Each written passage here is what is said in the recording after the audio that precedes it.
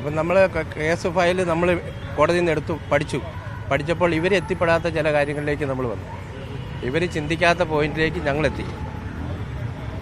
ഇപ്പോൾ അച്ഛൻ നേരത്തെ പറഞ്ഞ വാദങ്ങളൊക്കെ എതിർത്താണ് ഇപ്പോൾ കോടതിയിൽ CBI മറുപടി നൽകിയിരിക്കുന്നത്. അത്ര രക്തം വേണ്ട വസ്ത്രങ്ങൾ ഉണ്ടായിരുന്നില്ല അങ്ങനെയാണ് പറയുന്നത്. അത് നമ്മൾ ആദ്യം തന്നെ ലോക്കൽ പോലീസ് അന്വേഷിച്ചപ്പോൾ നമ്മൾ കൊടുത്ത സാധനമാണ്.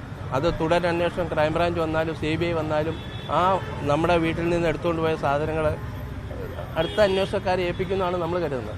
അപ്പോൾ നമ്മളിത് ഏതൊക്കെ ചെക്ക് ചെയ്തെന്ന് ക്രൈംബ്രാഞ്ചിനോടോ CBIയോടോ ചോദിക്കേണ്ട കാര്യമില്ല. ഒരന്വേഷണം നടന്ന അടുത്തത് ആരുടെ ആണോ അവരിലേക്ക് മുഴുവൻ റെക്കോർഡ്സും ചെന്ന് കാണുമെന്നാണ് നമ്മൾ വിചാരിക്കും. വീട്ടിൽ നിന്നൂടെ ഫോണ്, അവൾ എഴുതിയ ഡയറി, അതെല്ലാം തുടരന്വേഷണക്കാരുടെ ചെല്ലുമെന്നാണ് നമ്മൾ കരുതുന്നത്. അപ്പോൾ അതുകൊണ്ട് നമ്മൾ പ്രത്യേകിച്ച് പറഞ്ഞില്ല. നമ്മളിപ്പോൾ ഇവരുടെ കേസ് എല്ലാം നമ്മൾ പഠിച്ചു കഴിഞ്ഞപ്പോൾ, ഇവരുടെ കേസ് ഫയൽ നമ്മൾ പഠിച്ചു കഴിഞ്ഞപ്പോൾ ഞാൻ ആവശ്യപ്പെട്ടു, നമ്മൾ അഡ്വക്കേറ്റ് വെച്ചിട്ടുണ്ട് ഇവിടെ, നമുക്ക് അവിടെ രഹസ്യമായി നമ്മൾ കുറേ ആൾക്കാരുമായിട്ട് ഇതിനെക്കുറിച്ച് ചിന്തിച്ച് പഠിച്ച് കാര്യങ്ങൾ ചെയ്യുന്നുണ്ട്. അപ്പോൾ നമുക്ക് ഇവരെത്തിപ്പെടാത്ത ചില ഭാഗങ്ങളിലേക്ക് നമ്മളെത്തും. കേസിൽ ഇപ്പം കോടതിയിൽ ഇന്ന് പ്രധാനമായിട്ടും പറഞ്ഞ കാര്യങ്ങൾ എന്തൊക്കെയാണ് നമ്മുടെ ഭാഗത്ത് നിന്ന്? അല്ല, അത് ഞാൻ സംസാരിച്ചില്ല, നമ്മുടെ അഡ്വക്കേറ്റാണ് സംസാരിച്ചത്. അപ്പോൾ അടുത്ത കുറേ കാര്യങ്ങളിലൂടെ ഇപ്പോൾ അന്വേഷണ ഉദ്യോഗസ്ഥർക്ക് അന്വേഷണത്തിൽ എത്തിപ്പെടാത്ത കാര്യങ്ങൾ കോടതിയെ ബോധിപ്പിച്ചിട്ടുണ്ട്. ഇപ്പോൾ 23 ആഴ്ചയിൽ വെച്ചിരിക്കാം. പറഞ്ഞിട്ടുണ്ട്. ഈ കേസ് ആദ്യം അന്വേഷിച്ച ഉദ്യോഗസ്ഥരുടെ മൊഴിയെടുത്തിട്ടില്ല എന്ന് പറയുന്ന അത് എനിക്കറിയാം. ഇവരെ അന്വേഷിച്ചില്ല എന്ന് എനിക്കറിയില്ല, എനിക്കതിനെക്കുറിച്ച് അറിയില്ല.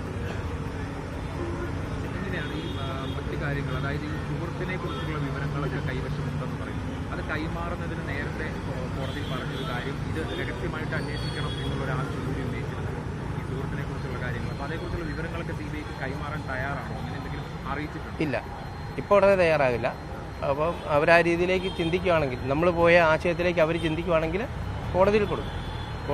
സുഹൃത്തുമായിട്ട് ബന്ധപ്പെട്ടിട്ട് യാതൊരുവിധ തെളിവും അന്വേഷിക്കുന്ന സമയത്തൊന്നും കണ്ടെത്തിയില്ല എന്നാണ് പറയുന്നത്.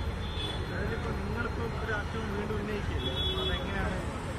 ഇപ്പം ആ പറഞ്ഞ സുഹൃത്ത് സഹപാഠിയായ സുഹൃത്താണ്, അതല്ലാതൊരു സുഹൃത്തിനെ കുറിച്ചാണ് ഞങ്ങൾ പറയുന്നത്. ആ സഹപാഠിയായ സുഹൃത്ത് ബ്രെയിൻ മാപ്പിങ്ങിനും പോളിഗ്രാഫിനൊക്കെ വിധേയനായതാണ്. ഞാനും ഉണ്ടായിരുന്നു. അപ്പോൾ ഒരു വീട്ടിലൊരു സംഭവം ഉണ്ടെങ്കിൽ അതിൻ്റെ അപ്പനെ അല്ലെ സഹോദരനെ സംശയിക്കുന്ന കാലമാണ്. ഞാൻ സ്വയമേ കോടതി അനുവാദത്തോടു കൂടി ബാംഗ്ലൂർ പോയി പോളിഗ്രാഫിനും ബ്രെയിൻ മാപ്പിനും തയ്യാറായി. അപ്പോൾ ആ കൂടെ പഠിച്ച സഹപാഠി പയ്യനും ഉണ്ടായിരുന്നു. അപ്പോൾ അവൻ തെറ്റുകാരനല്ല.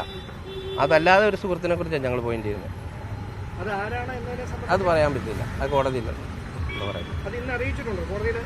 ഇല്ലില്ല, ഇപ്പം അന്വേഷിക്കട്ടെ കോടതി, നമ്മുടെ അന്വേഷണ ഉദ്യോഗസ്ഥർ അന്വേഷിക്കട്ടെ. ഒരു തീരുമാനത്തിലേക്ക് എത്തണമെങ്കിൽ അങ്ങനെ ഒരു അച്ഛൻ്റെ സംശയം ഇന്നൊരാളുണ്ട് എന്ന കാര്യം ഒക്കെ അവരെ ബോധ്യപ്പെടുത്തി കഴിഞ്ഞാൽ മാത്രമല്ലേ അത്തരത്തിലൊരു അന്വേഷണത്തിലേക്ക്. അതിനുള്ള സാഹചര്യം നമ്മൾ നമ്മുടെ അഡ്വക്കേറ്റിനെ ഏൽപ്പിച്ചിട്ടുണ്ട്. അധികമായിട്ടില്ല. ഞാൻ ഈ ഫയൽ മേടിച്ചത്, കോടതി അന്വേഷണ ഫയൽ മേടിച്ചിട്ട് 3 മാസമേ ഉള്ളൂ. ആ 3 മാസം കഴിഞ്ഞ് ഞങ്ങളും കുറേ അന്വേഷണം നടക്കുന്നുണ്ട്. ആ അന്വേഷണത്തിലാണ് നമുക്കിത് വ്യക്തമായത്.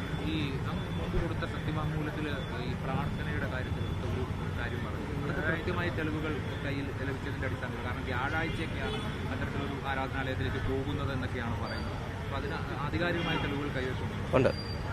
എല്ലാ തെളിവുകളും ഉണ്ട്. അതായത് സ്പെസിഫിക് ആയിട്ട് ഈ വ്യാഴാഴ്ച തന്നെയായിരുന്നു പോകാറുണ്ടായിരുന്നത്. ജസ്ന മിസ്സിംഗ് ആകുന്ന ഒരു വ്യാഴാഴ്ചയാണ്.